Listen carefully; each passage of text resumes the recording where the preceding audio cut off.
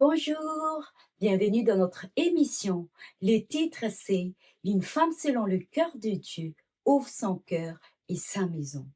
Aujourd'hui, beaucoup de personnes ferment leurs portes et parfois elles finissent aussi par fermer leur cœur. Pourtant, Dieu nous appelle à vivre ni dans la peur, ni dans la naïveté. Dieu nous appelle à vivre avec un cœur rempli d'amour et un esprit rempli de discernement. Comment comprendre cela? Nous allons voir une histoire qui se trouve dans 1 Roi chapitre 17, versets 8 à 20. Lorsque Dieu donc va annoncer à Élie d'aller chez cette veuve de Sarepta, elle est au bout de ses ressources. Il ne lui restait qu'une poignée de farine et un peu d'huile et le dernier repas qu'elle allait passer avec son fils.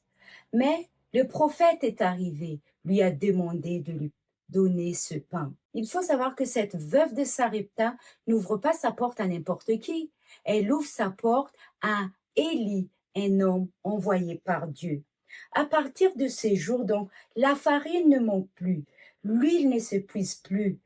Elle et son fils vont manger jusqu'à la fin de la sécheresse. Son dernier repas devient du coup une provision quotidienne. Dieu peut utiliser une maison simple pour accomplir des grands miracles. Quand Dieu entre dans notre maison, il n'y aura plus de manque. Le manque devient une bénédiction. Certes, une femme selon le cœur de Dieu aime, mais elle discerne. Aujourd'hui, cette histoire soulève une question importante. Faut-il ouvrir notre maison à n'importe qui? La réponse est tout simple, c'est non. La veuve de Sarepta n'a pas ouvert sa maison à n'importe qui, comme je viens de le dire. Elle a ouvert sa porte à un homme envoyé par Dieu. Aujourd'hui, notre société est différente et dangereuse. Il existe des personnes mal intentionnées, des voleurs, des escrocs, des manipulateurs et des individus qui cherchent même à détruire des familles. C'est pourquoi Jésus nous avertit. Dans Matthieu chapitre 10, verset 16 nous dit, « Voici, je vous envoie comme des brebis au milieu de l'eau. Soyez donc prudents comme les serpents et simples comme les colombes. » Entretenir notre relation avec Dieu développe l'esprit de discernement. Et le discernement, justement, est le fruit de la communication avec le Saint-Esprit. Avant d'ouvrir la porte de notre maison, ouvrons d'abord le porte de notre cœur à Jésus pour avoir cet esprit de discernement et agir avec sagesse sans mettre en danger notre maison et notre famille. L'histoire continue. Une nouvelle épreuve va arriver à cette femme. Le fils de cette veuve va être malade, il va mourir. Elle ne comprend plus.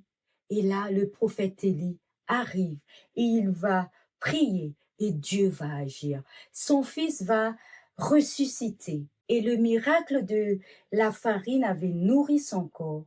La résurrection de son fils a fortifié sa foi. Le miracle d'hier ne garantit pas l'absence des épreuves de demain. La foi ne nous épargne pas des crises, mais Dieu nous accompagne à chaque étape. Cette veuve de Sarepta a connu la famine, le manque, l'obéissance, la bénédiction, la nouvelle crise, les larmes, le deuil. Puis, elle va connaître la résurrection, cette espérance en Jésus. Et à chaque étape, Dieu était présent. Une femme selon le cœur de Dieu ne laisse ni les circonstances, ni la peur, ni les crises ferment son cœur. Elle ouvre son cœur à Jésus, elle écoute sa voix, elle marche avec discernement et elle agit avec sagesse qui vient de Dieu. Elle transforme aussi sa maison en un lieu où Dieu est honoré. Aujourd'hui, le monde a besoin des femmes qui aiment. Le monde a besoin des femmes qui cherchent Dieu et qui agissent avec sagesse. Des femmes qui savent reconnaître la voix de leur berger.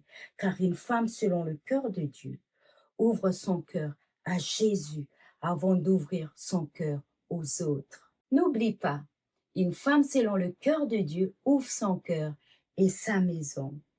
Dieu nous appelle à vivre avec un cœur rempli d'amour et un esprit rempli de discernement. Agissons avec sagesse. Que le Saint-Esprit nous aide à cela. Telle est ma prière pour nous aujourd'hui. Je vous donne donc rendez-vous à lundi prochain. Au revoir. Selon le cœur de Dieu, je marche les yeux vers les cieux, aimé, appelé, fortifié, par son esprit je vais avancer. Selon le cœur de Dieu, je veux lui plaire en tout lieu, pour sa gloire je veux briller, Jésus est toute ma vérité.